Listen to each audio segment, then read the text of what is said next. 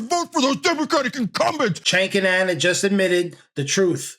They know the Democratic Party is a rigged mess of donors, phonies, and career politicians. But here's the question. If you know your ship is sinking, why the hell are you still on it? What's your response to this idea of targeting some of your Democratic incumbents? Well, I look forward to standing behind every single Democratic incumbent, from the most progressive to the most centrist and all points in between. Primaries are a fact of life, but here's the thing. I'm going to really focus on trying to defeat Republican incumbents so we can take back control of the House of Representatives and begin the process of ending this national nightmare that's being visited upon us by far-right extremism. So that's what Jeffries had to say prior to the segment that David Hogg was on. In David Hogg's segment, he says, that it's important for Democrats to win, for Hakeem Jeffries to serve as Speaker of the House.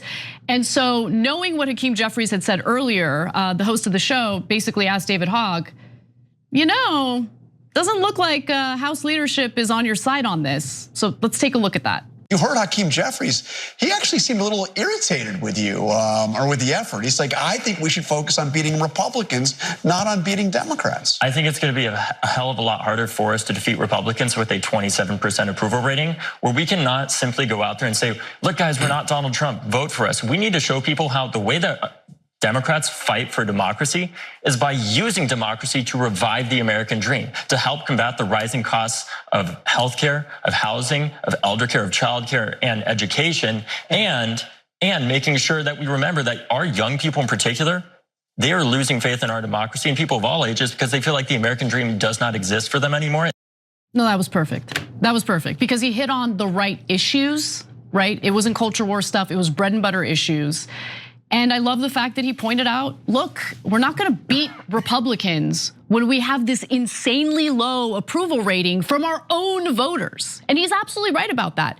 That's real talk, and that's what we need. We need real talk among the Democratic Party rather than like ass slapping, which has been the biggest issue in my opinion when it comes to Democrats. Yeah, so guys, you're gonna hear this talking point nonstop from the Democratic establishment and from almost everyone in mainstream media. Okay, why don't we focus on beating Republicans instead of beating Democrats?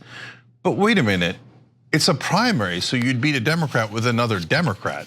They say that sentence to make it appear like they would be defeating Democrats so that Republicans can win.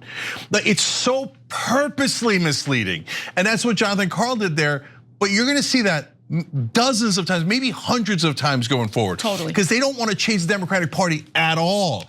And that's their favorite trick in the world. They did it to Nina Turner in Cleveland when she ran for Congress. She said, hey, voting for Biden back in 2020 was like eating a half bowl of crap. And the second part of that sentence was, but voting for Trump is eating a full bowl of crap, right?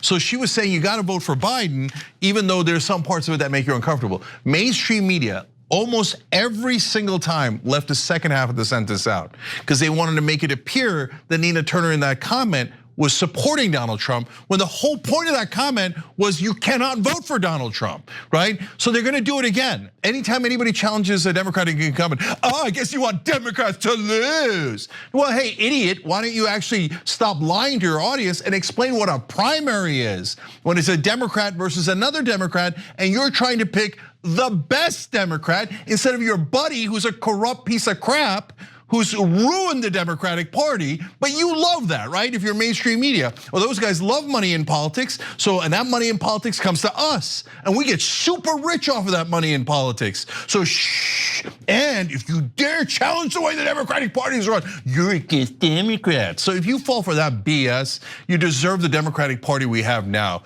which is in total disarray, in total collapse, because both Democratic establishment figures like Hakeem Jeffries and mainstream media reporters like Jonathan Karl come out and constantly tell you, you better vote for those Democratic incumbents, you better do it. Now they don't say that, but they frame it in a way that leads you to believe that, right? So why don't you tell the whole truth? And so last thing on that for me is, guys, you want to pick the best possible candidate. So primaries are where you rescue the Democratic Party. They say things like, we need to fix the party from within. No, that ship has sailed, and it hit every iceberg on the way down. Let me ask you this, Cenk.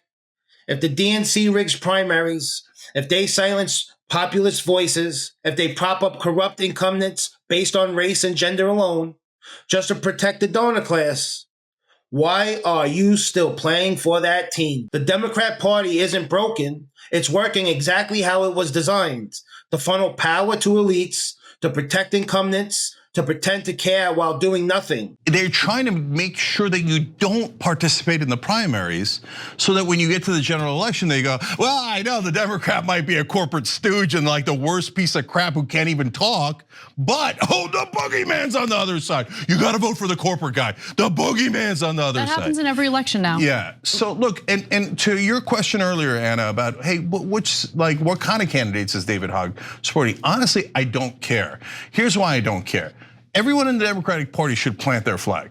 So later in the week, I'm gonna plant a flag. And I love that David Hogg is planting a flag. And if he's clear about it, let's say, and David doesn't seem like he's going in this direction, but let's say someone else is, right? And they say, you know what, I want nothing but culture warriors. And we should prioritize the identity politics and culture wars at the top. Good, run, no problem. How is that different from the Democratic Party right now? No, it's okay. My point is, whether you're a corporate goon and you say, I'm so proud I took $1.2 million from private equity, as Jeffries just did, right? And I love private equity. Plant your flag, brother, plant your flag. Everybody plant their flags, and then let's have a primary. And let's figure out who the Democratic voters want, okay? Then we'll know what the Democratic Party's about. So don't come crying to me about, oh no, we can't, that person shouldn't run and that person shouldn't run. No, let's all run and let's see who the voters want. Easiest thing in the whole world. The only ones telling you not to do that are the ones who don't want a better Democratic Party, who want a Democratic Party who serve corporate donors loyally. So, you talk about Jonathan Karl, his line of questions, and some of the tricks that get played in the press to discourage primary challengers to Democratic incumbents.